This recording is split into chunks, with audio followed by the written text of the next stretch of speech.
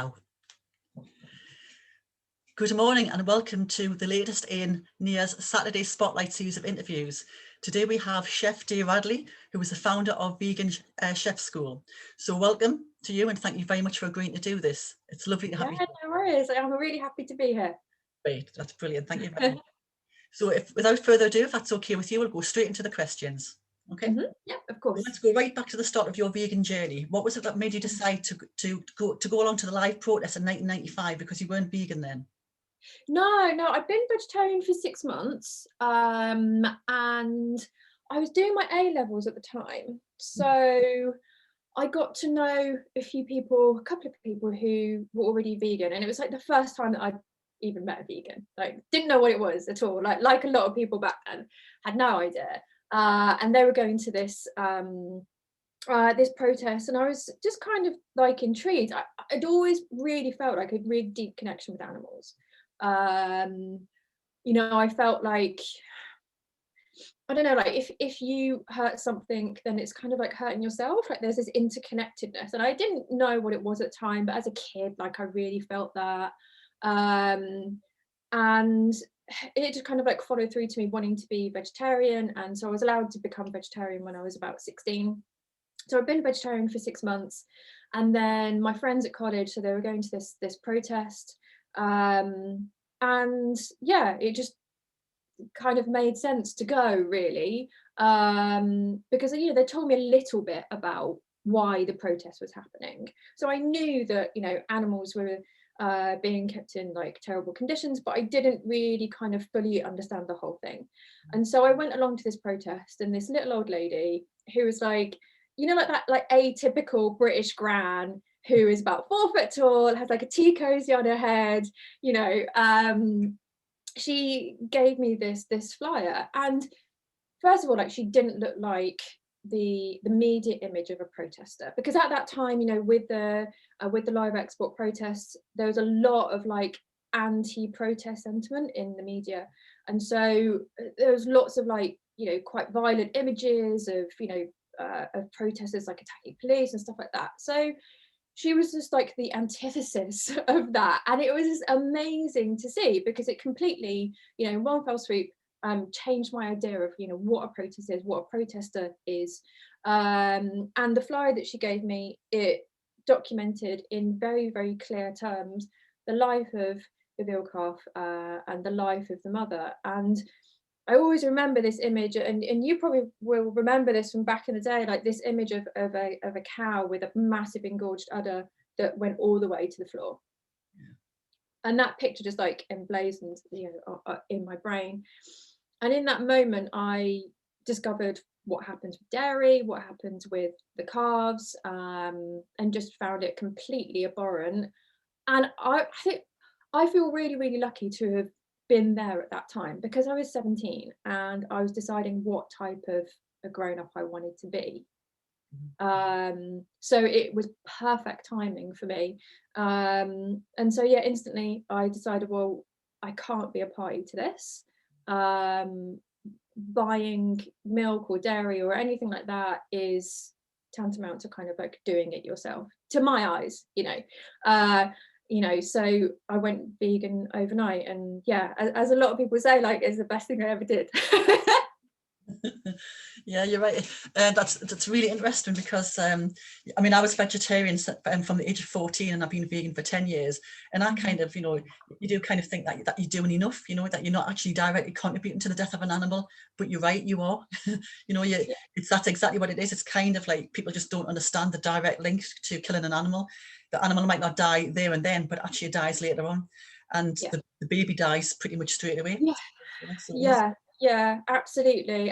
But I think it's one of the biggest secrets, open secrets, definitely in this country. And I think kind of like part of the problem is that I always found, like, when I'd be going on a train journey somewhere, you see like cows in the field, and so you actually think that's how cows live. They just they look okay, they look quite happy, there's a lot of space and stuff like that. But actually I feel like if those fields weren't there, we might actually kind of get it a bit more, because we'd be like, well, where are the cows? Like, where are they living? And we would actually see that, they're in this like horrific space.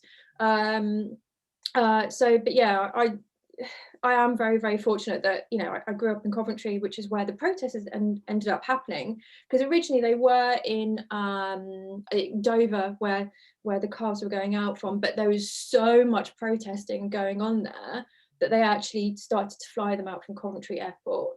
And that's how I came upon it. But I literally like went vegan overnight. Like there was no like transitioning from there. But I'm very much like that type of person. You know, if I decide to do something, I'll be like, right, okay, tomorrow I'm waking up and that's it. You know. Well, actually, that's what I did. I kind of, I thought I was going to do the Animal Aid Go Vegan for November. And in the build up to it, I thought, why am I even waiting for November? Just do it. And literally, it was just overnight. You saw the footage, and you can't put anything in your mouth again, which you know is contributed to the animal's death. So it was overnight. So obviously live exports was your first sort of like foray into the animal rights world. So what do you think about, and this is 1995, so what do you think about the lack of progress made around Europe around live exports? And we're hearing that the government are going to ban live exports from 2022. So how hopeful are you that they will stick to the word that they're going to do that? And what about the rest of the world?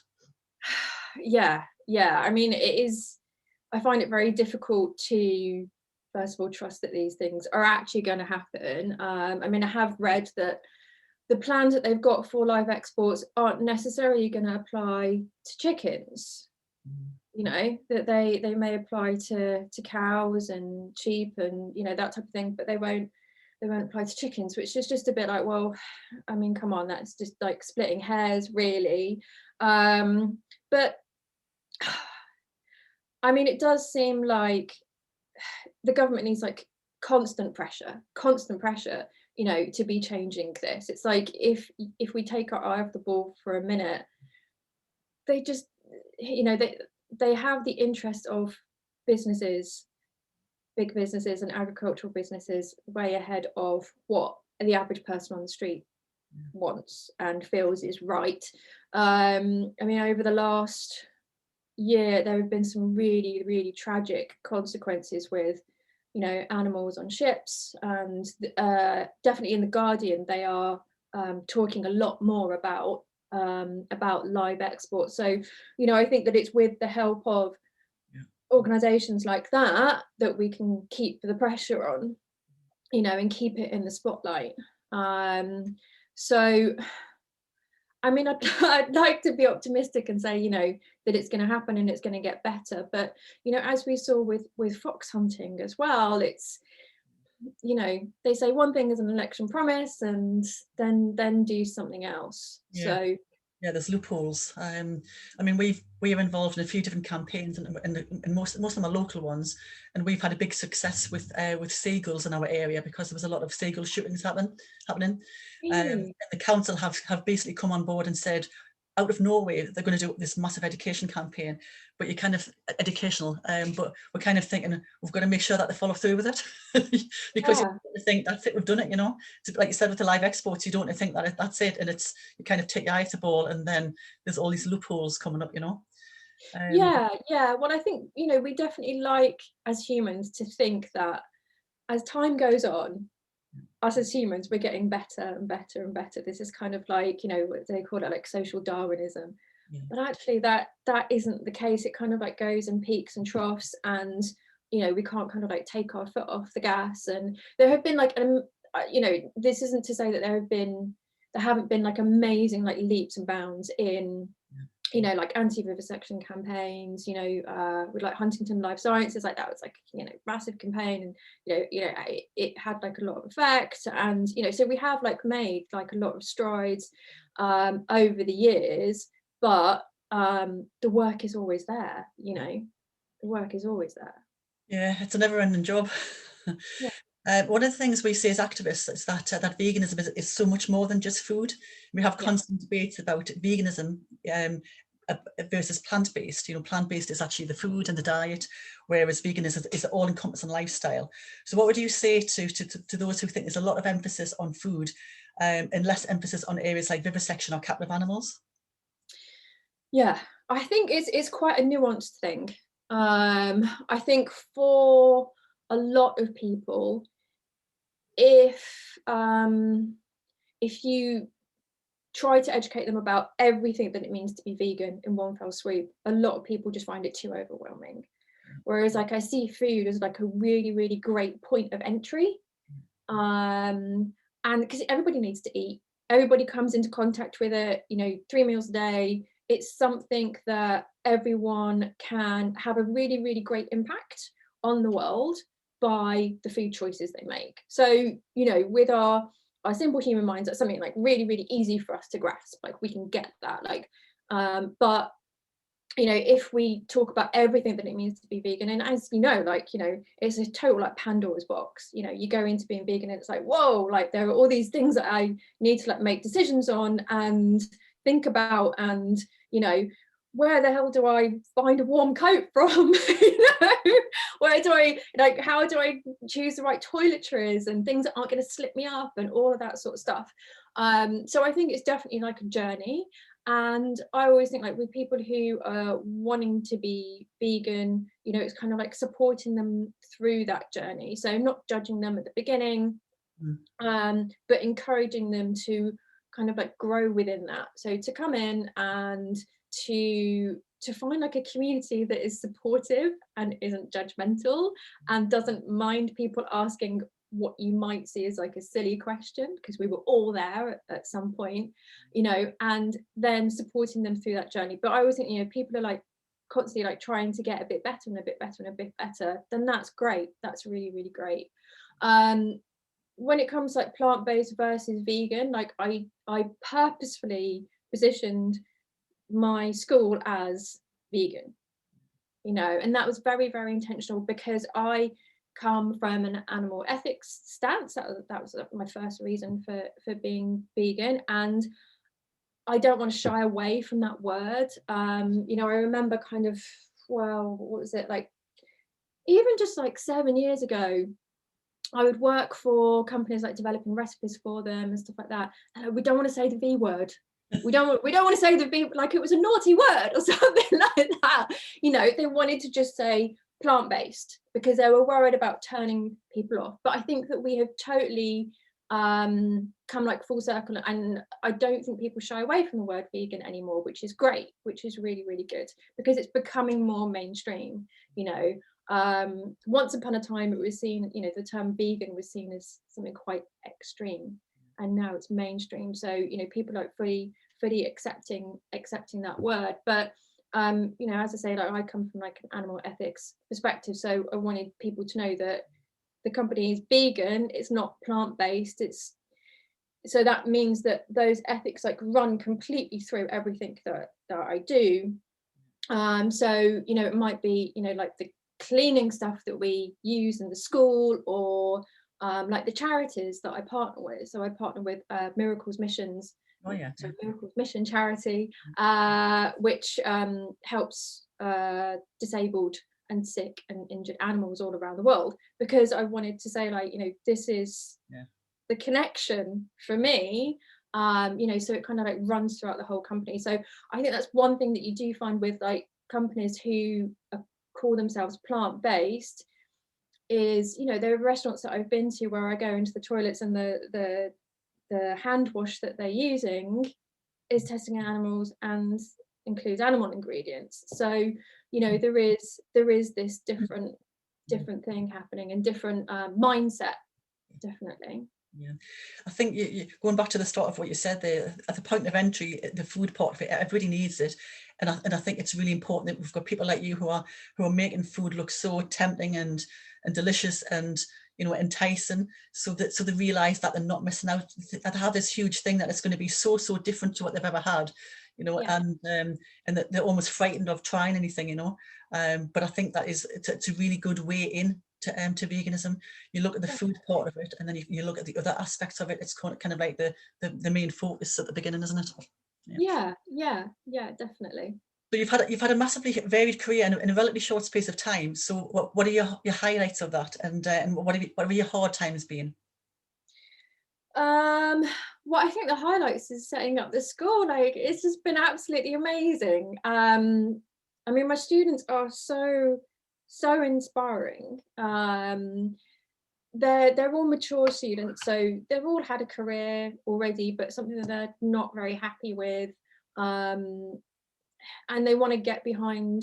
They want to be doing something every day that they really believe in.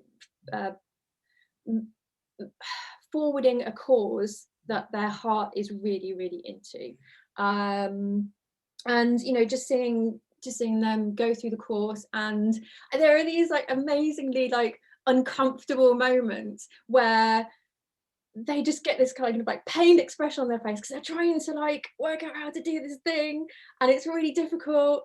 And then there's this moment of realization and having done it and having achieved it that is just like so beautiful, really, really beautiful. And I miss that so much. I miss being able to do these like in-person classes and seeing that happen. And also the courses, they end with a supper club.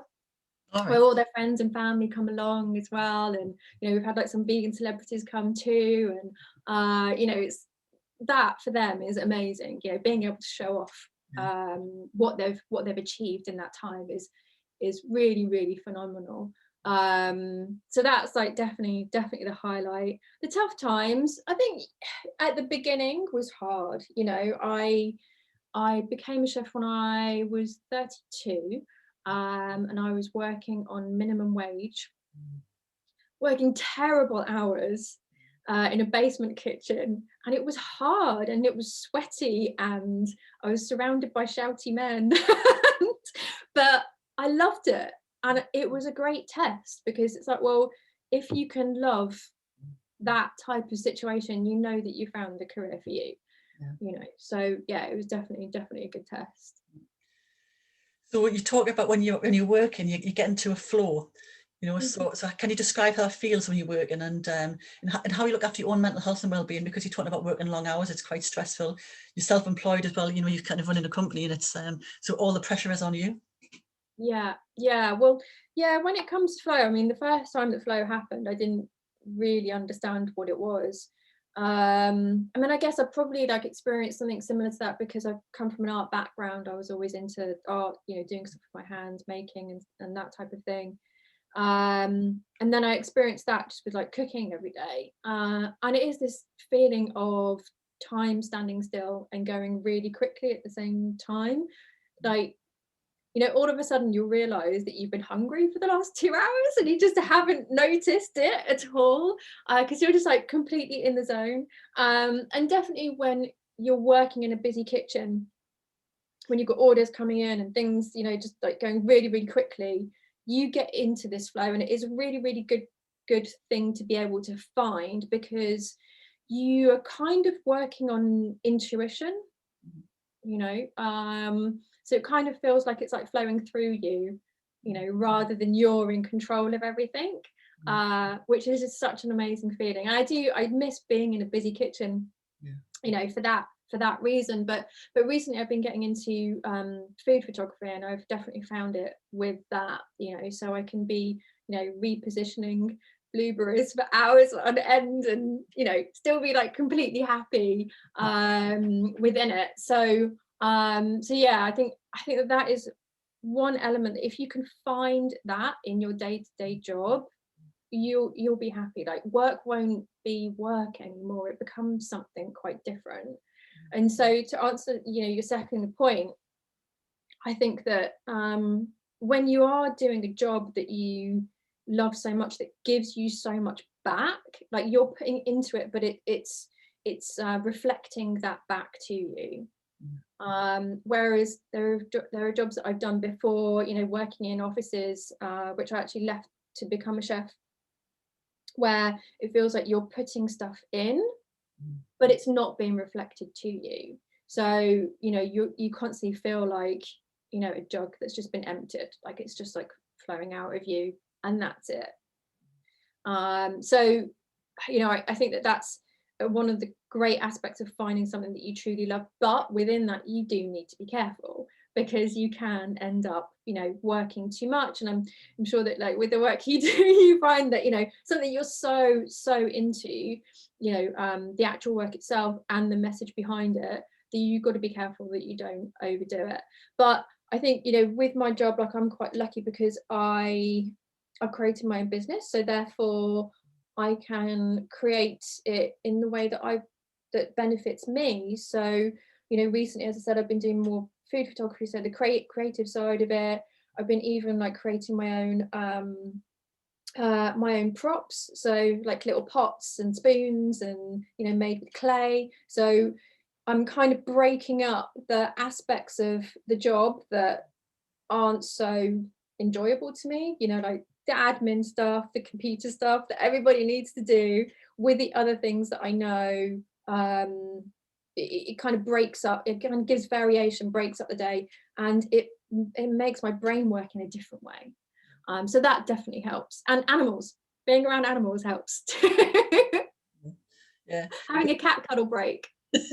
Yeah, they're a great leveler. We've got a 17-year-old cat who we took on just a few months um, Oh, who were rescued, and because I volunteer for a rescue, we've got rescue rabbits and rescue guinea pigs, and there's always some animal in the house needing something, and it's a great leveler. Kind of like you think you're so stressed doing something, and you go and sit with them for a little bit, and it's just they're not bothered.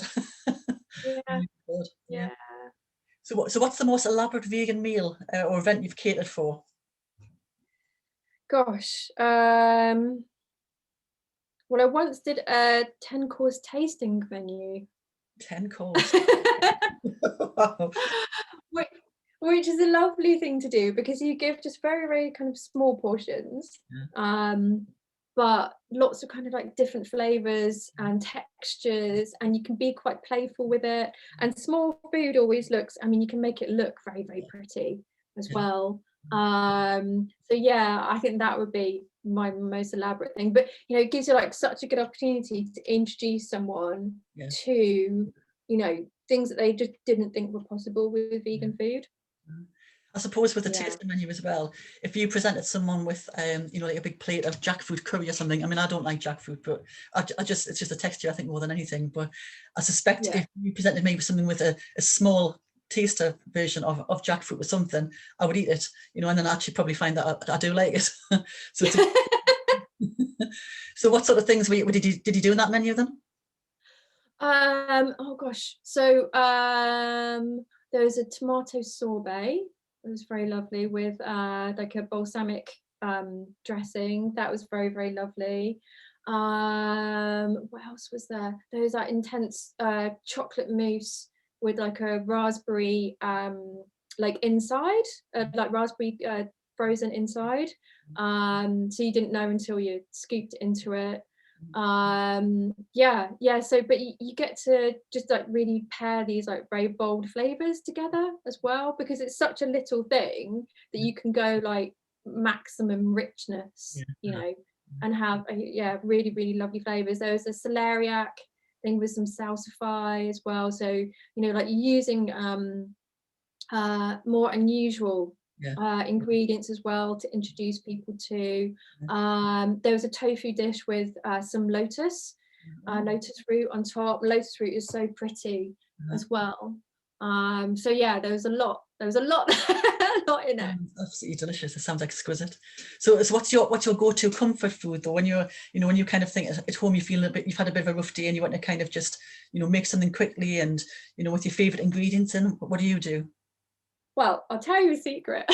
Yesterday for lunch, because I was feeling a bit, you know, as we all are at the moment, you know, some days are better than others, but, you know, occasionally you get a day where you're just a bit frustrated with everything. And so I decided to indulge myself. And for lunch, I had peanut butter and baked beans on toast, Wow.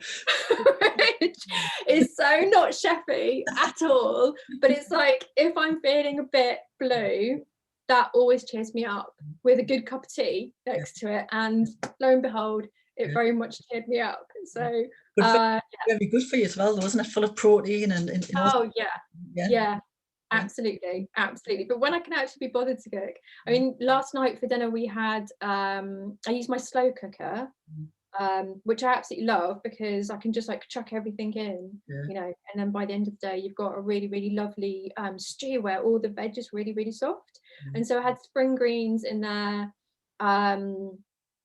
celery, spring onion, some lovely yellow carrots, some green lentils, some paprika, cumin, stock powder, salt, bit of water, and like that was it.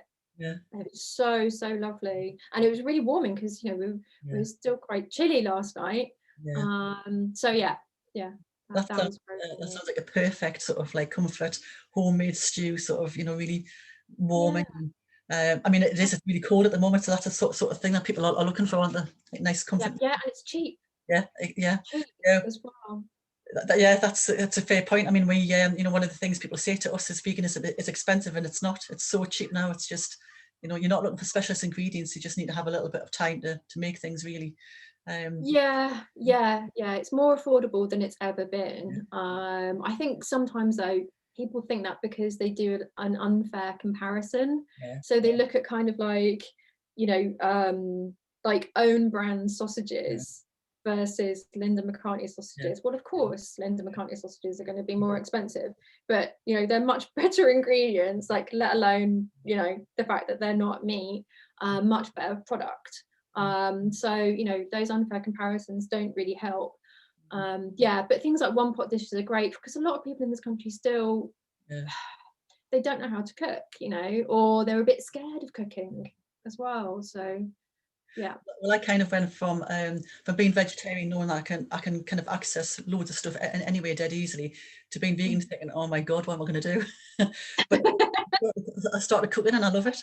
You know, I do loads of batch cooking and sort of you know, like freezing for the week and everything.